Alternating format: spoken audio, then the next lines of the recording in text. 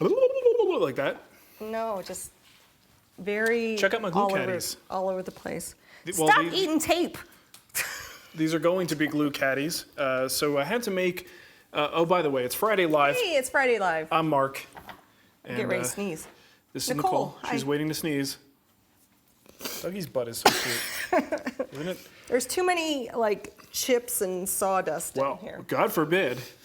My wood shop should have some dust in it. Well, it's usually cleaner. Okay, thanks, Nicole. So I am actually making some glue caddies. Are we allowed to talk about that? Yeah, There's no we're restriction? promoting it. Okay. Yeah, you're going to be at IWF. So at IWF, we're going to have some giveaways. That's coming up, in like a month? August. Yeah, so a little over a month, I guess.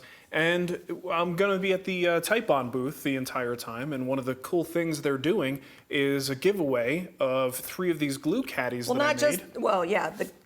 There's only 3 of the glue caddies, Yeah. but they're also going to be signing a crap ton of hybrid woodworking They ain't books. signing nothing. I'm going to be signing That's what the I books. said. You said they. You are. Yes. They ain't signing. Yeah, I can't curse. But anyways, so I'm making these little glue caddies, and hopefully they'll fill them with glue, and then 3 lucky winners will actually go home with these things. So I have these assembled soon. I'm actually making a video on them if anybody wants to make them. They're kind of a nice little practical thing. And I haven't checked it, but I'm pretty sure they will also hold beer if you don't want to put glue in there. Now, what you put in here, I don't know, maybe if you're a smoker, you could put some cigarettes there. I don't know, maybe anything skinny and cylindrical? A vape pen. A vape pen? What are we encouraging here, No, Nicole? we're not. This is awful. We don't do any of that So, stuff. well, then you could just, you know what? Here's the perfect thing. You buy a 6-pack of beer, you put 5 in here, you put the other one in your hand and start drinking it, right? And you carry the other 5. Jeannie wants to know, why doesn't IWF ever come to the West Coast? Because it's just There are 2 shows that are kind of... Doesn't work like that. It's kind of like San Diego Comic-Con, you know? Like, why don't they go elsewhere? I mean, they have considered it, but they're locked into a venue, and that's just what they do and where they go. It wouldn't be San Diego Comic-Con without San Diego. Oh, it would be a different Comic-Con. But yeah, so they also have AWFS, which is always in Vegas. So if you want something more on the other side of the country, look at AWFS and don't worry about IWF. That will be next year. Yeah, they alternate years, which is nice. So if you're in Atlanta in August, I think it's August 22nd. Sounds like a terrible time to be in Atlanta, doesn't it? Hotlanta, that's why they call it. I'm sure people in Atlanta hate that Hotlanta. Yeah. But yeah, Mark's going to be there. I won't be there. We can't find anybody to watch the kids, so. Like people in San Francisco don't like it when people call it Frisco. Frisco. Like if you say Frisco, you're not from San Francisco? Yeah. Type of thing? Maybe. Okay, I don't know. Am I just making that up? Maybe. But we got a package. All I know is I always want to eat rice-a-roni when I go there. I hear that it's the San Francisco treat. I bet you nobody eats rice-a-roni there. I'm sure no one's eating no rice-a-roni. They're eating stovetop instead of potatoes. Okay, so just a quick thank you. Like old 80s TV food commercials. By the way, I soaked in it. Okay, so I got a nice little gift here from Gezankt. Yes. What's his real name? Jonathan? I only know him as Gezankt. Yeah, I think it's Jonathan. All right, super nice guy on Instagram. If you can find his account, he's just look up Gezankt. Nice dude. Sent us some stuff, and I guess he won. What did he win? The earbuds. The earbuds. In the past. A set of the earbuds. So he showed us some gratitude and got us a couple of mugs. This is obviously it's Marc with a C. Yes, it's Marc with a C. Okay. And then also, especially for Nicole. Hi, Joe Weed. Hi, Joe Weed. He also Jonathan. sent this little, he says it's supposed to be a Japanese toolbox, and it's a gift box that holds a Dunkin' card, and I know this because I've already opened it. I had to practice opening it, because here's the problem. It's a wedge system with a lid, and it's actually not that obvious. If the pieces slide easily, you could figure it out. The problem is this has been finished and shipped, and some of the finish has kind of grabbed. So I was over there trying to just kind of carefully open it without breaking anything, because I got to break that little connection between the finished parts. So here's what you do. You pop this wedge out, right? And then lift up, and then the lid comes out. So it's a really clever but simple locking mechanism, which then holds, you know it, a Dunkin' Donuts gift card. Oh, thank you. Super nice. So That's thank you. And then once it's done with this, what's Nicole going to do with it? She's gonna hide her weed. I think it's hilarious that Have this reputation. Yeah. Well, you're the one who goes to family reunions and starts to, I tell her- prophesize. No, they're asking me questions. They were asking me questions about it. It's. I am living proof that it was a good pain management solution without. That's right. It's the Colorado treat, Nicole. So thank you, Jonathan Gazankt. We really appreciate that. A couple other things I want to show you. First of all, Nicole has the link for this because I sent it to her. Oh, yeah.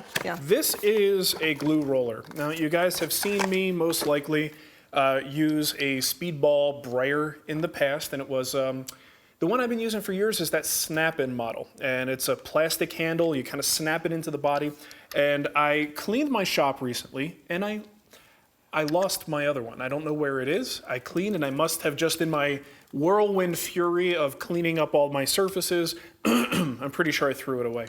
So when I was looking for a new one, I decided to go for this wire-backed one. Now, it doesn't have an interchangeable pad on there, which is fine, because honestly, I never changed it or used the other ones anyway. What I like about this, though, is I don't have that big plastic housing on the back, which tends to get a lot of glue splatter in there. So you have to pop it off, and I'm usually scraping it out to clean it. This is a much simpler design. It's a little bit sturdier. Nice plastic handle, which is good because you're going to be rinsing these things out. So it's plastic, rubber, and metal. I really like this design, but same company. It's like 12 or 13 bucks. Nicole's going to put the link in there to Amazon. Yep, by the way, that is our affiliate link, so if you shop using that link, we get like a couple of cents. Yeah. So this is what you're going to see me using from now on. Highly recommend it. It's a 4-inch Speedball. This is the kind of stuff that I would use roller. when I used to do, so I was Massage really, therapy? No, I was really into art when I was younger. And so you would have you would carve out this artwork, so it was like a print. So you had this big clay thing, and you carve out the design and make it, and then you use these to roll the black ink on it, and then you make prints from that. Oh. So now you just use it to smash your weed buds. Enough with the weed. I don't even smoke weed. Josh. That's a thing you do, right? You smash your weed buds. Get out of here. So definitely, this is worth the buy. Anyway. Josh at Lulo Custom Wood Shop says, we do hate hot Atlanta. I knew that was like a thing. And anyone from San Francisco, let us know how the rice-a-roni is there. It's actually better in San Francisco. Yeah. The other thing I want to show you, something else I just needed and bought. So you guys know spectacles. They're a thing, right? Yeah. It happened to me recently. So one of the things I wanted to do was get a good set of protective eyewear. So I went to, framesdirect.com, and they have all kinds of different things. I just got one that my son's favorite color is orange, so I got one that had orange in it, and that was the only criteria. But these are safety glasses with side shields, replaceable little rubber nose bridge dealies, and a nice little foam like gasket kind of material here to give you a nice seal, and they are prescription. So now I could wear these in the shop and look like a jerk while I'm wearing them. I think they look fine. In other words, you look like a jerk all the time because it looks normal. So yeah, the cool thing is I can keep my eye protection on, and those are my glasses. So now the whole, I got to take these off, like that instinct of taking the eye protection off is removed when these are actually your prescription eyewear at the same time. And I got to say, they work great. He's chewing on something of yours over there. It's Dougie, what are you chewing on? It's like a blue strap. Oh, it's fine. It's a band clamp. Should have just let him go. Yeah, he's fine. So I do recommend it if you go to order something like this, look around and make sure you get the coupon code, sign up for their newsletter. It's one of those things that kind of pops up. If you pay full, it's one of those sites where if you pay full price, kind of like the shop flooring, rubber flooring, ink. If you pay full price, you're going to pay like twice as much as you should be because there's always a promotion. Somebody wants to know, Bob wants to know, what's the brand of the glasses? That's a great question. If you look up their safety glasses on the website, they don't have a lot in the safety category. So look at these. Yeah. They're going to look like this. They look like sunglasses without the sun. But yeah, I will. I guess we'll put in the show notes. I'll get the information for my order. What's the Hold URL? on. I think they're framesdirect.com. Direct. This looks like it says tedious. Tedious. or titmus. Either way, it's a word that I really like. Gotta tell you. So yeah, that's pretty cool. I'm pretty sign excited. up to get 50% off. Exactly. Yeah, so the first thing you get hit with is a 50% off thing for signing up for their newsletter. So absolutely do that if you plan to make that order. I will say that they took a long time to get these to me. It took, probably a month and a half because they had messed up the first one. But that's a good thing because they said their quality control didn't allow it to there it pass. is. They didn't want to send it to me messed up. Titmus. Timus. Titmus, that's what I said. Well, it was so small on the inside of the thing, it looked like Titius, which is coincidentally, that's my middle name. There's the link. Oh, Michael Chipster found it. Marc Titius Spagnolo. Okay, shall we move on to questions? I have a few super chats. Okay, I should mention that this show is supported by our friends over at Patreon. Did you get the Patreon? No. What's all this? These are Patreon questions. Okay, so you did. But the list of people I didn't get. Okay. So anyway, patreon.com/woodwhisper is where you can go to help support the show, and you also get an opportunity to have your questions answered, which I've pre-selected some here. Nicole also is on YouTube. Yes. And they've got a super chat thing there, so you don't have to pay anything to ask questions. And I'm pulling questions. People are asking questions, and I'm putting them in a little. Right. So Nicole kind of grabs those questions, but there's also this super chat thing, and you could like put $1 into it, and then it highlights your question. Look at me! Look at me! Yeah, exactly. And we can't ignore that, so we'll answer your question there as well, but don't feel like you have to spend money to get a question answered. Squishy's daddy says, "Hi guys, I just woke up just for you. Everyone sends you coffee money. Please use this for beer." Oh, some people really do like it when we drink the beer. Yeah. We are due for, I think, a Friday Live We are PM. due for a PM show. A PM show. PM. Okay, I'm going to do a question from Patreon from John Frazee. He says, what do you use to for countersink bits so that you can install plugs over the screws? And secondly, do you cut your own plugs or buy them? Okay, I have it over here. And Nicole, I sent you a link.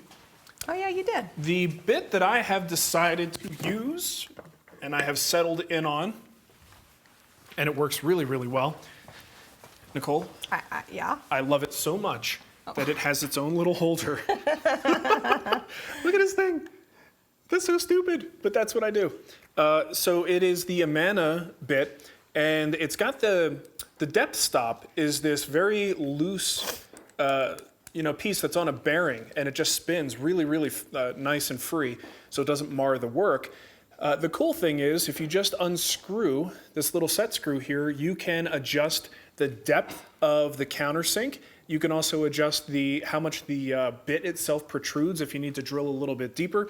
So here's what I do. It's all in one shot. So if I bring this stop collar up a little bit, then I can just get a countersink and the screw is flush. But if you want to actually have that screw go deeper so that you could back it up with a plug, then you just extend it a little bit further. And then you get about 1/4 inch on top of that screw that's usable space to drive your either a cutoff from a dowel or an actual plug. So to answer and this is fantastic. I mean, all the ones I've used over the years, this is my favorite so far. I will also mention so he's asking about what do I do for plugs. I certainly make my own. I would never buy plugs. If you want an end grain plug, you could buy a commercial dowel. Just consider that sometimes commercial dowels vary in thickness. They're not always the most consistent, so they may not be a good fit, which is why I like to use tapered plug cutters. And the one I have is from Lee Valley, and they are it looks like a 3 or 4 piece set. Those are perfect for this particular bit. You would want a 3/8. And the great thing about that is it creates a tapered plug. And you can cut that into face grain when you're cutting your own. So this way you can actually get grain and color that matches the wood that you're putting that plug into. Or you could use a different species if you want contrast. But the face grain plug just generally looks better. If you want the end grain look, it's always going to be darker. If it's an accent, that's okay, and that's what dowels would give you. I was looking for the tapered plug, but I don't know what I'm looking at. What'd you type? I typed in Lee Valley tapered plug. Tapered plug cutter, and there's only one P in tapered. Oh. Wow, that search. Nicole wants some tapered plug cutters. That's not a good search. It's not a wild card search at all. I'm so used to going to Google and doing My spell Did you check. mean? Did you mean? I'm like, yep, that's what I meant. Every search Nicole does has a did you mean on it. So yeah, if you want, they're called snug plug cutters. Yeah. So Nicole will put a link there. I'll put a link. If you want to check that out. I cannot be the only one that uses Google as a dictionary. Well, no, of course. As a people, we are all getting stupider. No, it's not. Because no one has to memorize how to spell anything. That's not true. Yes, it is true. It just means we have room for other stuff in our brain. Like what? This. Political debates on Facebook. Yeah, we're not. Nobody's using that room for other things. Vincent Wright says, "Didn't you get a lifetime warranty for your eyes? The place I did mine does retouches for free." I thought you did have a warranty. I believe that is the case, but my degradation of my eyes is not due to what my LASIK surgery fixed. Oh, so it's a different thing. It's astigmatism, and I didn't have astigmatism before. Ah, that makes sense. Okay. And I got to tell you guys, having done LASIK once, I'm pretty sure at this point in my life, I'm just okay wearing glasses. What I do for a living requires me to wear some kind of thing over my eyeballs. Also, when I'm outside and driving, because of the LASIK, I'm particularly light sensitive. So anytime I leave the house, I've got sunglasses on. So if you count the time I'm in the shop. Do you wear them at night too? When I sleep? Of course. Who doesn't? No.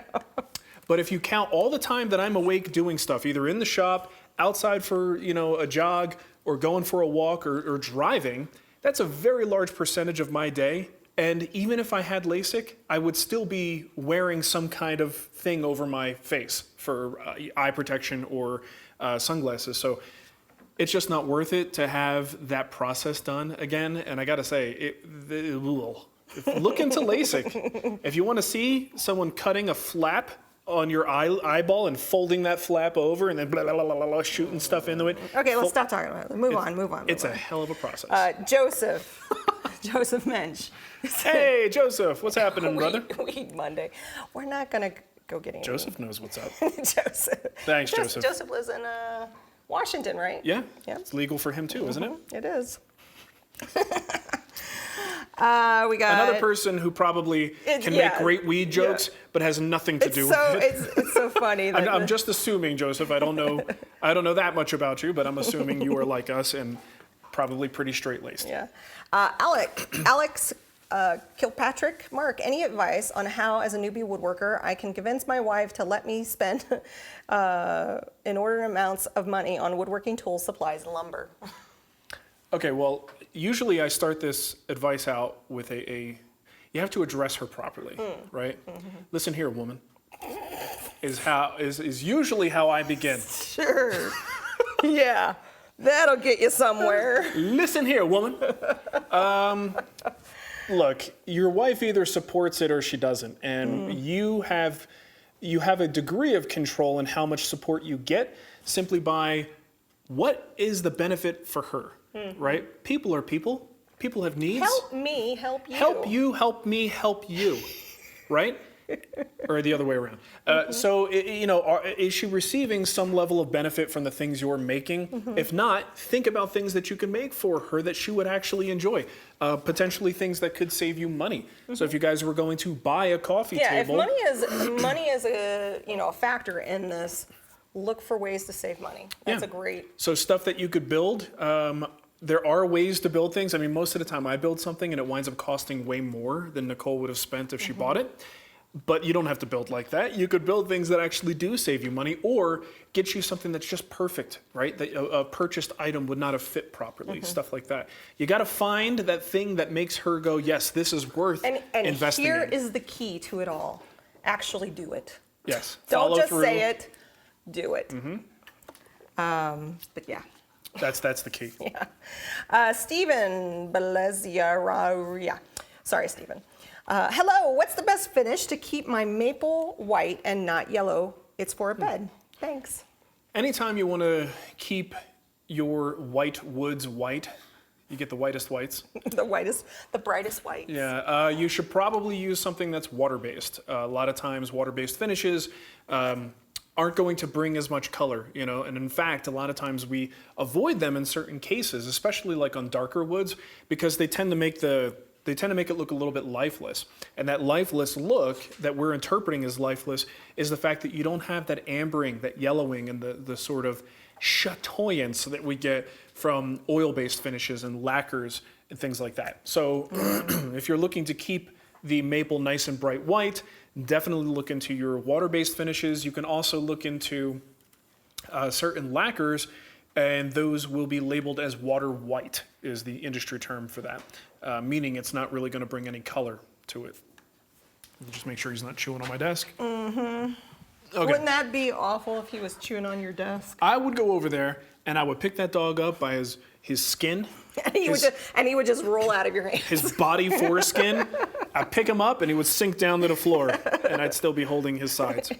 Okay, all right, so this is from Chuck Thompson. He says, don't laugh, but as woodworking is something I can only get to for a day or so every week, every time I need to resharpen a hand plane, I have to go look at my other hand planes and see the correct position of the blade bevel, to get it back together. Now, over the last year, I disassembled a 1944 planer, and of course, I cannot find pictures of the blade direction.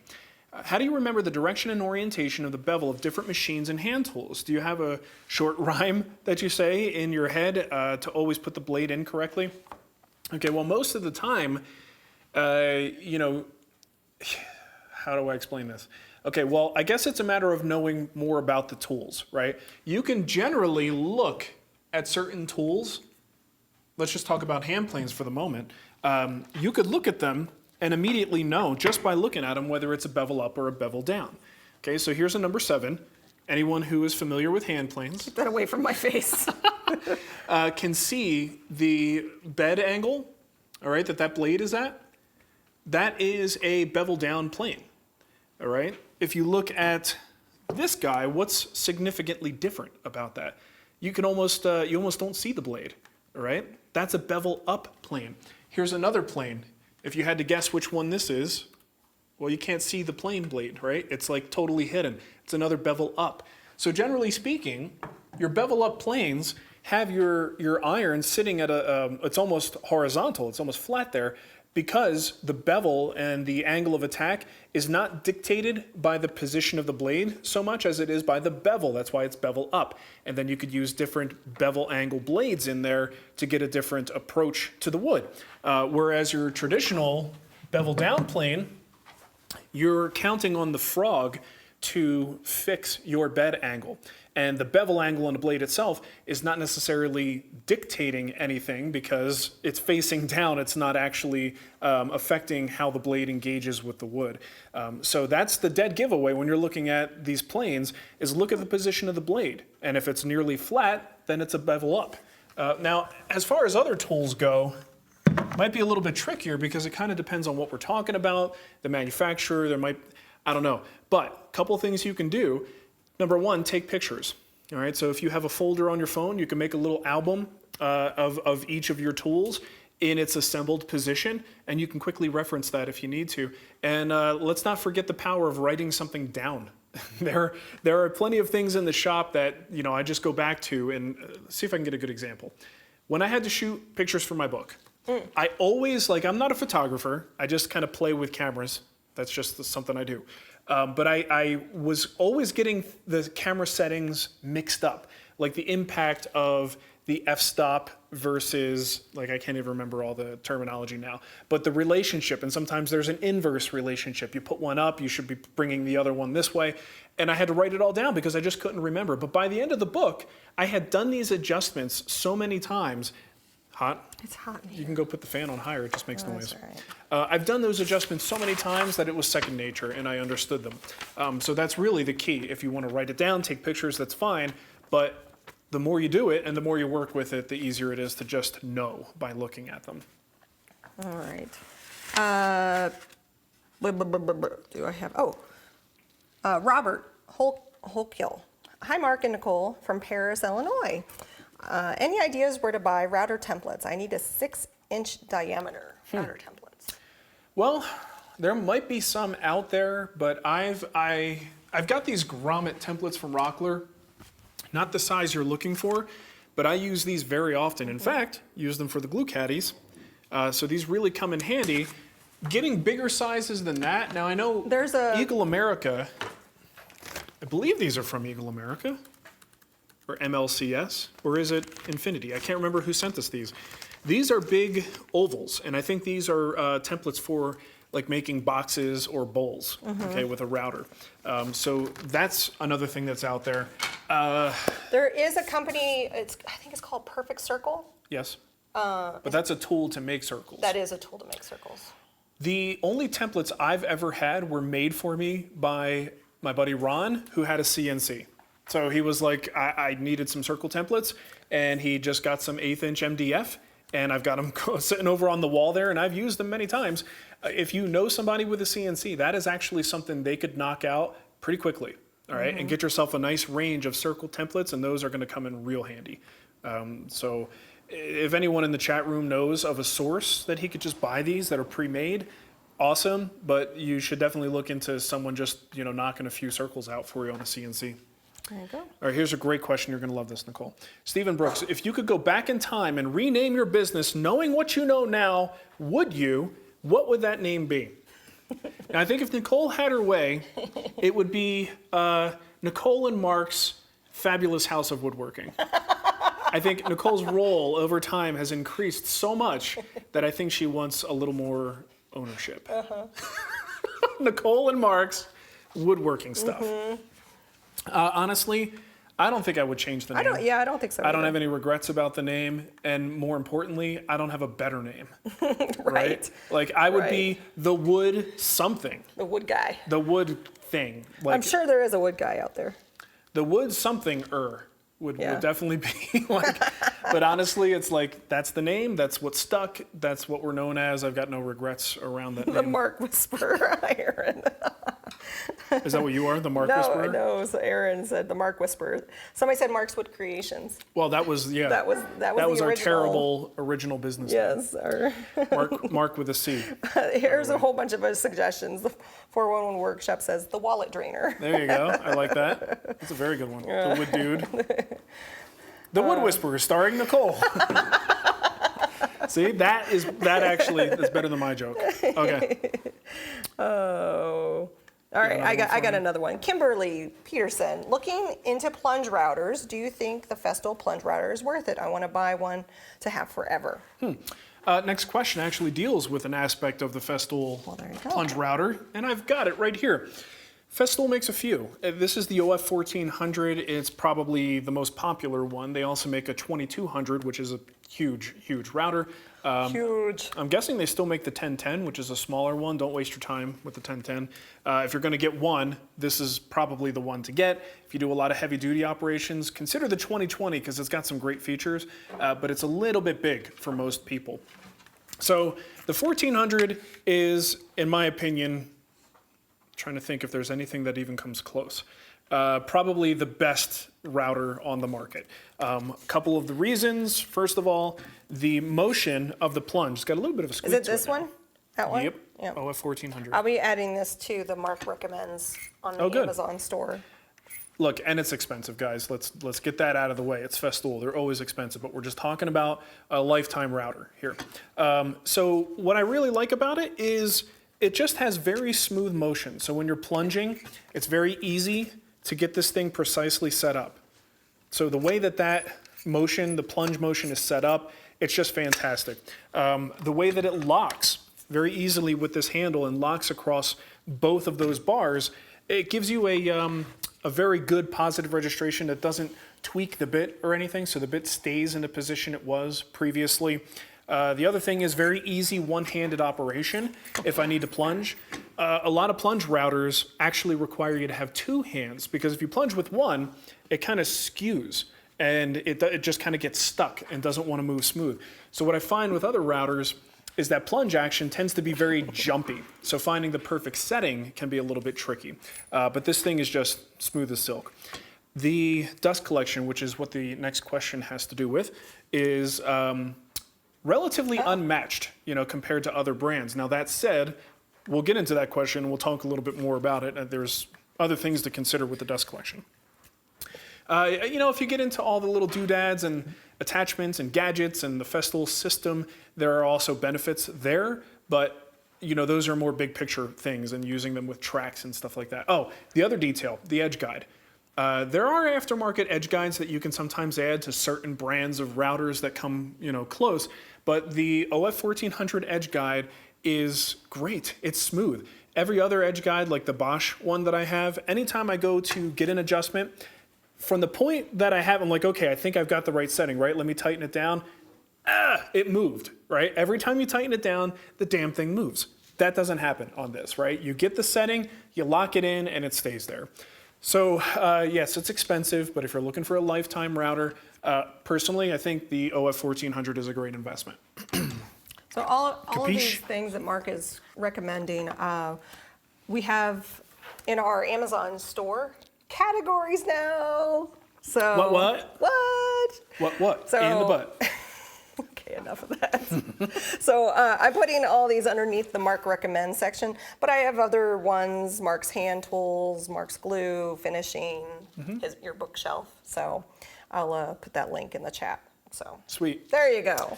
Okay. One-stop shop. So let's get to that next question because it ties into the previous one. From Matthew Hall, he says, "Hey guys, I'm working on a Rubo workbench." Oh shoot, it's not the next question. I'm going to skip it and go to that one. Okay. So Gordon White says, "How do you handle dust collection for handheld tools?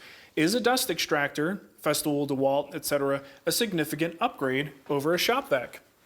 Okay, so if you don't know, Festool makes dust extractors. I believe Fein has one as well. You might. A lot of these companies now have these things called dust extractors, and they are just basically fancy shop vacs, right?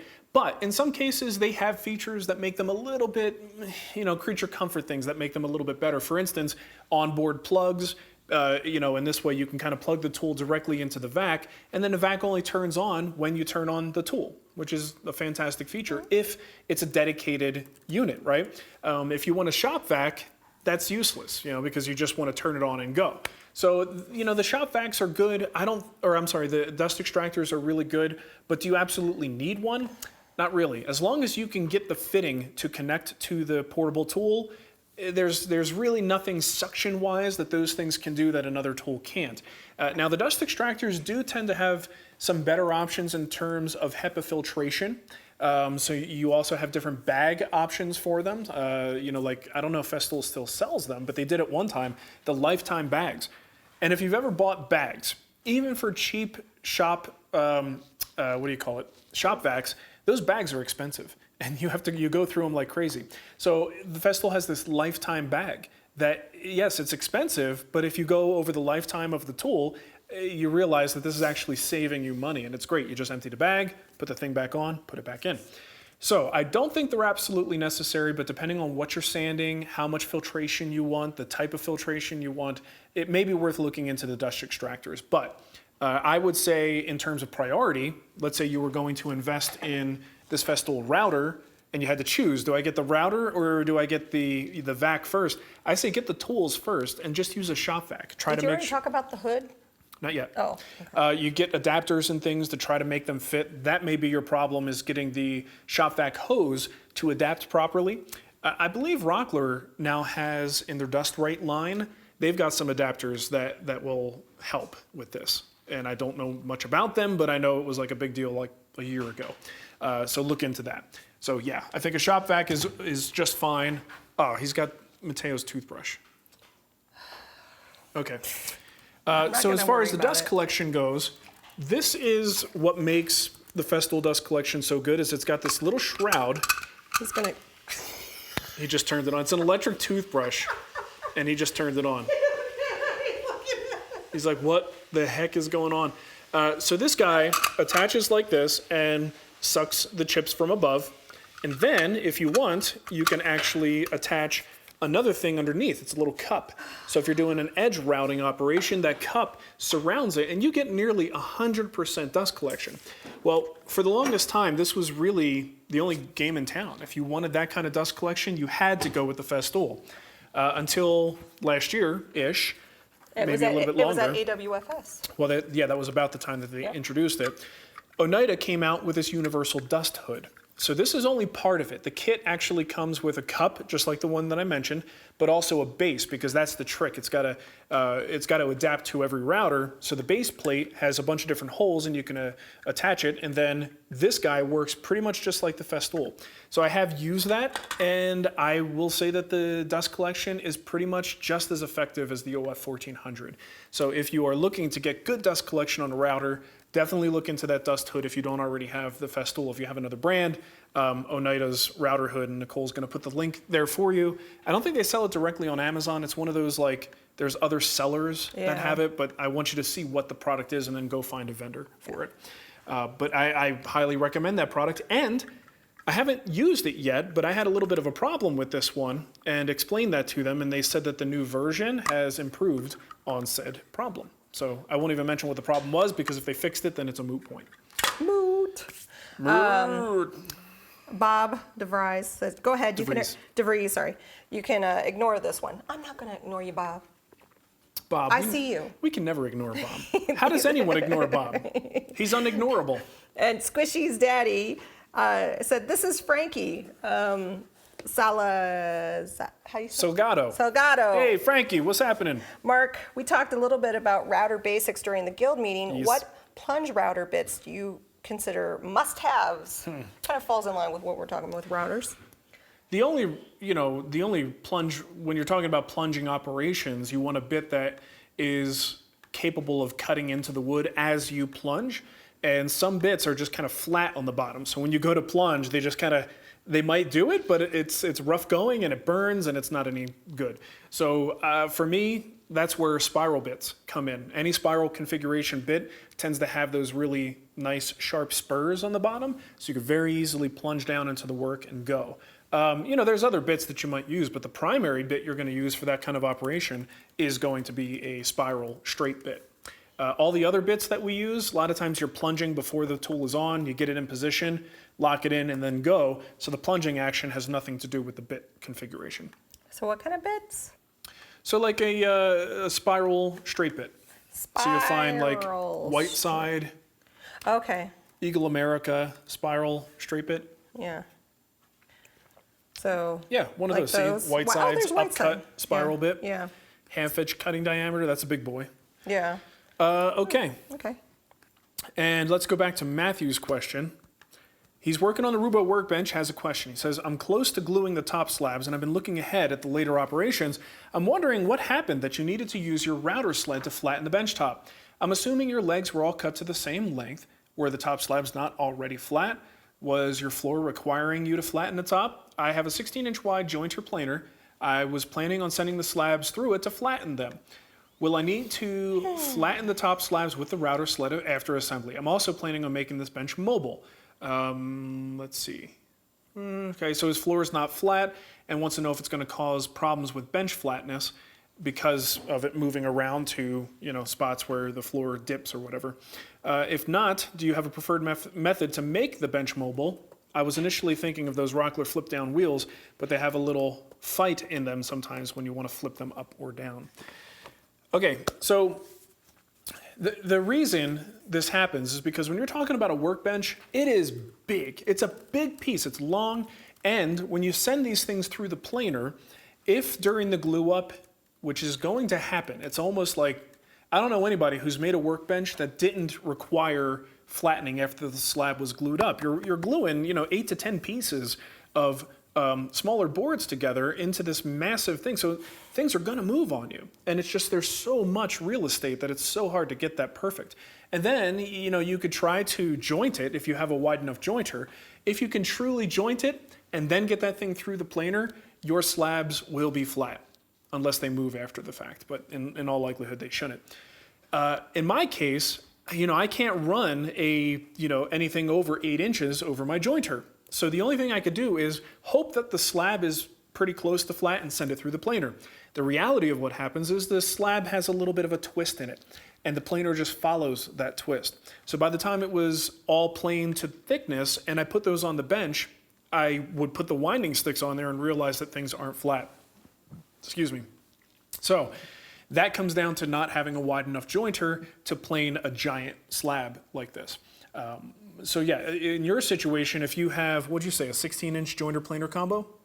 Yeah, So if you can actually, and keep in mind these things are heavy, they're very difficult to joint, but if you can truly joint that surface and get it nice and flat and then send the other face through the planer, you've got a good shot of not having to do anything to that surface after you've got everything assembled. But if you're like most of us, you're going to end up with a little bit of variability there and have to do a little bit of flattening. As far as the mobility is concerned, I don't make mine mobile, but some kind of, I would say any kind of mobility, and the Rockler system is probably one of those, that allows you to engage it and then drop it out. See, moving it around isn't going to be a problem, but making sure that you put it in its position and then shim the legs if needed will ensure that everything stays the way you want it to, hopefully. The question is, you know, with a slab this thick, once you have that thing established and secured to the base, what's more likely to happen is that it's going to rock. It's not like your workbench is just going to fill that little hole in your floor, right?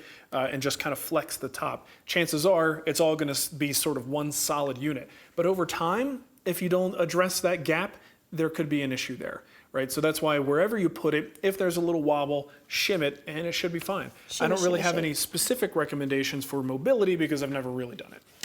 Frankie wanted me to clarify, he was looking for a beginning set of bits for a handheld router. So I went to Eagle America, and they have a 15-bit router set, but I don't know if that's... It's fine. I always recommend for bits to get one of those starter kits. Yeah. You know, even if they're cheap Chinese crap, because those are going to show you what you need and what you don't need. Because this one has 4 straight, 1 round over, 1 Roman... Is it OG? A Roman OG. Roman OG. That's called the bit that we never use. That's in every Really? multi-piece kit. Right. Some people do, but it's kind of it's a very classic profile, and it just looks old to me. So I'm curious because there's like a quarter-inch shank and then a half-inch shank. How would I know which one I would need based on the router? That's a great question, Nicole. It depends. Like some routers will only take the smaller shanks and some routers take bigger ones. So for instance, this little DeWalt trim router, right? It's a smaller router. It's only going to take a 1/4-inch shank. The OF 1400 is it's a more powerful router, and I've got collets that will allow it to take both 1/4-inch and half. Oh, okay. I would say get half. Get half if you can. Okay, because it's more beefy. Yeah, it's beefier. It's more stable. Okay. Also, it tends to be more expensive. Well, this 15-piece set is on sale right now. $32. $32. You get 15 bits. Oh, same price for half-inch too. Yeah. It's a great suggestion that she's got there because you'll know more about what you need after you kind of experiment. So over time, you use this bit set. The ones that get dull first and that you need to replace are the ones you want to go back and maybe look at the more expensive, you know, Whiteside, CMT, Freud, and even the MLCS brand. Get the individual bits that are higher quality because those are clearly the ones you're going to use the most. But you're going to need some good straight bits in different diameters and lengths. You're going to want some good flush trim bits. Yeah, so the pattern bits. The 4 straight is a 3/8, 1/4, half-inch, and 3. And those are great for making, you know, mortises and things, and that's why you need them in different diameters. So there you go. There's a dovetail bit in there. It's over at Eagle America. I put the link in the show notes. It's a MLCS 15-piece router bit set currently on that's sale. a good place to start. There you go. Take that Roman OG and throw it in the garbage. A Roman OG sounds weird. Like a Roman orgy? Yeah. I knew that's what you were thinking, Nicole. Yeah. All right. We just got a super chat from Justin Hill. He said, thank you. Well, you're welcome, Justin. You're welcome. I think Justin won the chisels last time. Really? Yes. Hopefully you got them. Let's see. I have some more questions that I pulled over to the side. Chris Robinson. Question, long bevel cut, 24 inches. Is a track saw on an incline wedge a good approach if the table saw size is not sufficient? Thinking 37.5 degree on a 15-degree wedge. What? I don't even know what I just said. I know what you said. I think yes-ish.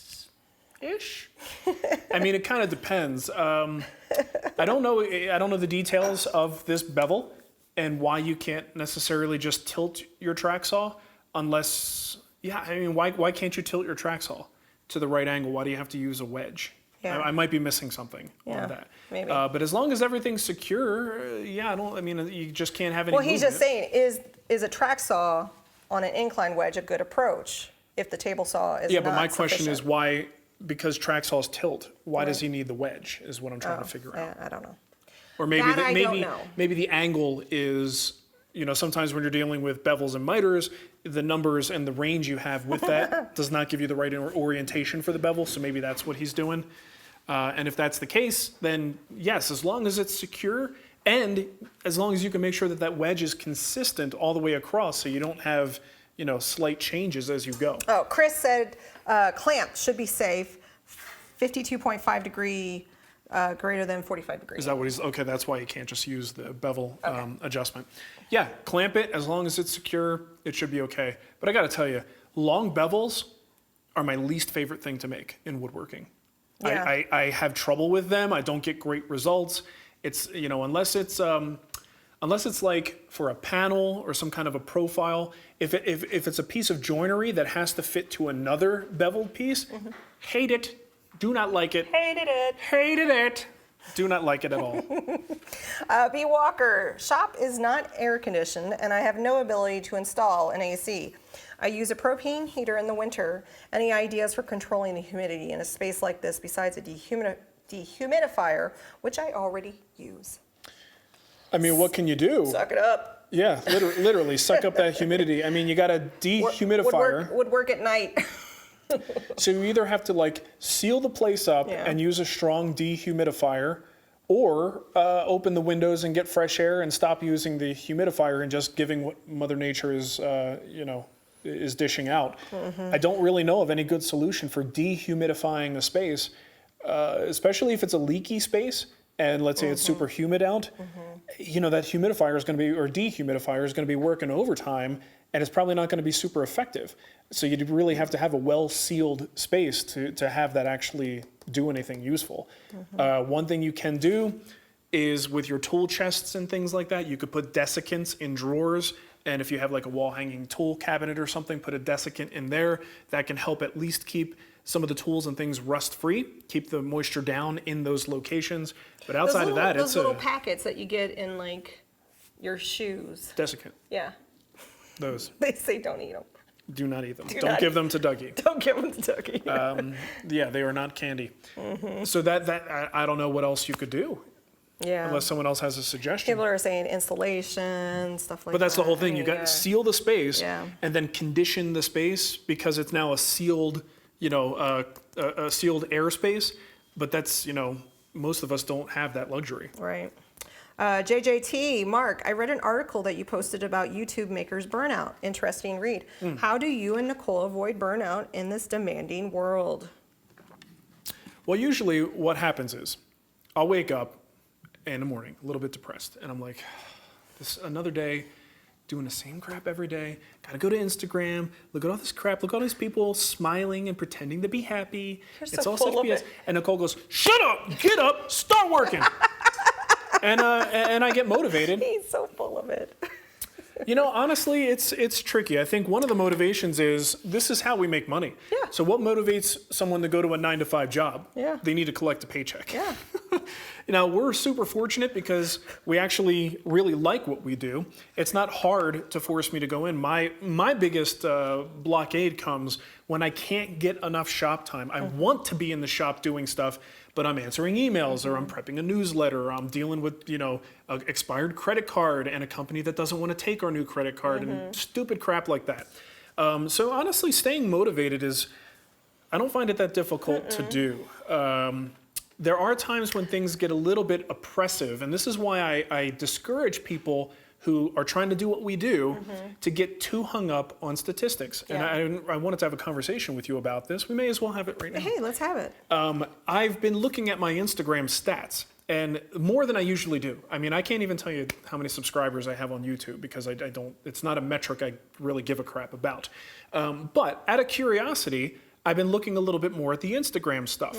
And then here's the problem with statistics. Once you micromanage this stuff and you overanalyze it, it's very easy to see how people go down this path of posting content just for the sake of increasing followers. Right. So you look at these metrics and you go, and I had a conversation, a very short text conversation with Matt about this, and I'm like, dude, are all your posts on Instagram just like in the pooper?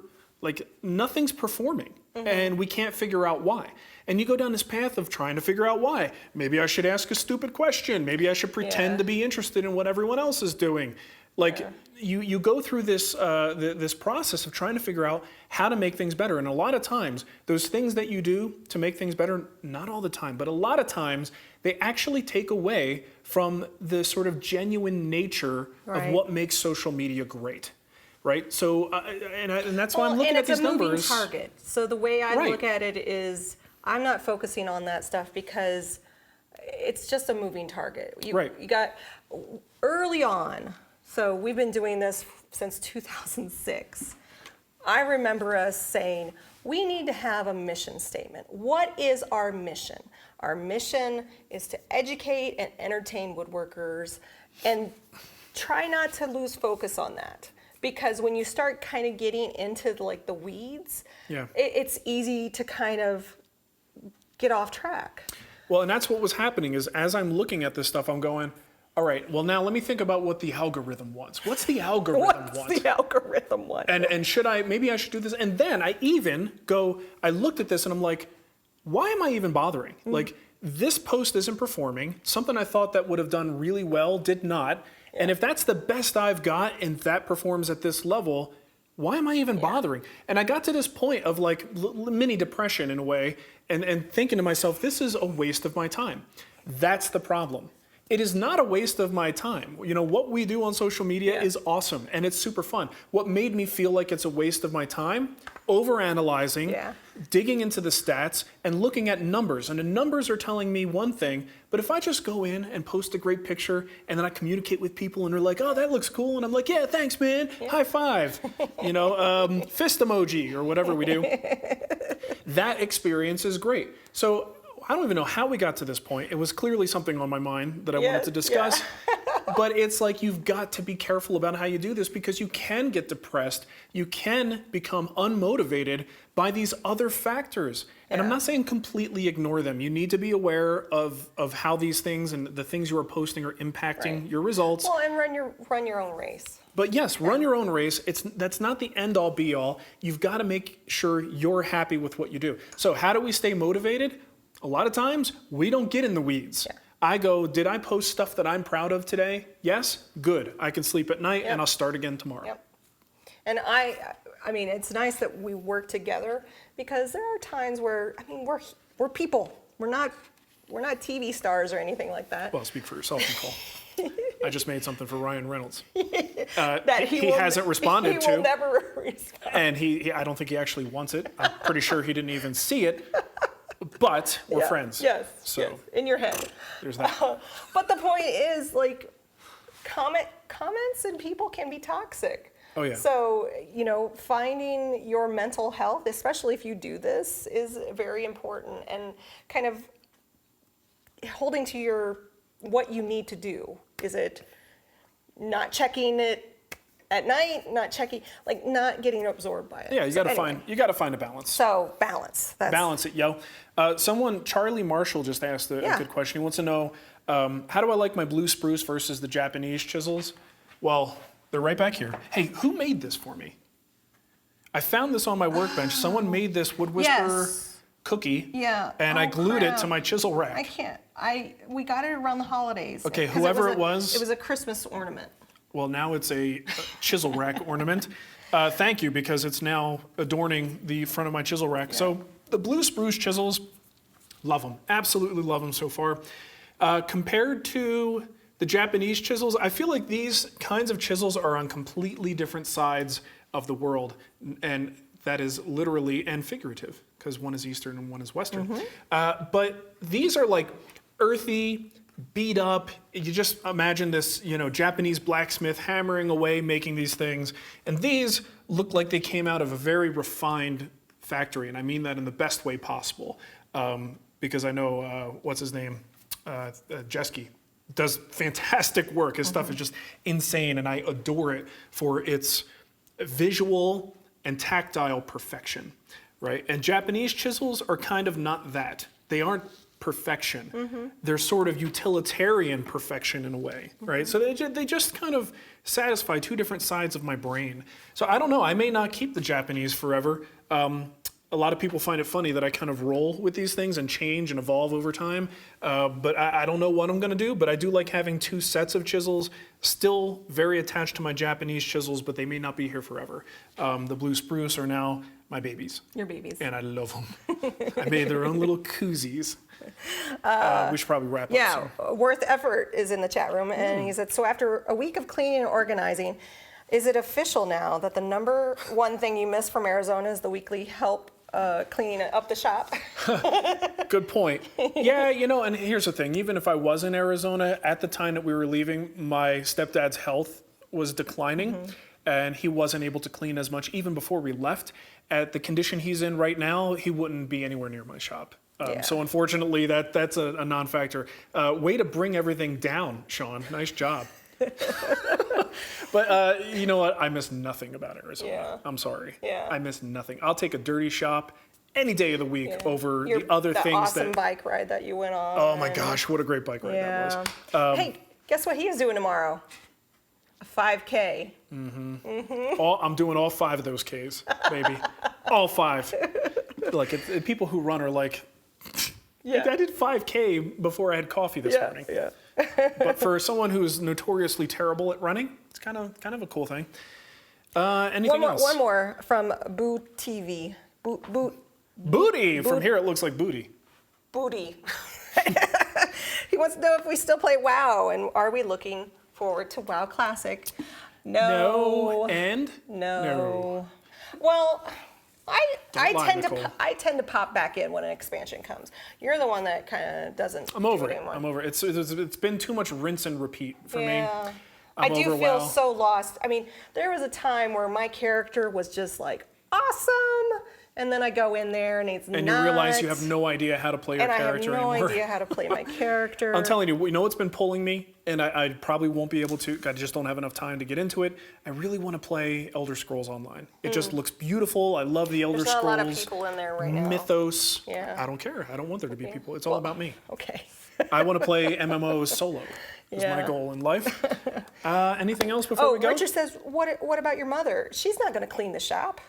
She's useless in the shop, man. Oh, what do I miss about Arizona is probably what he's referring to. Oh, yeah. Yes.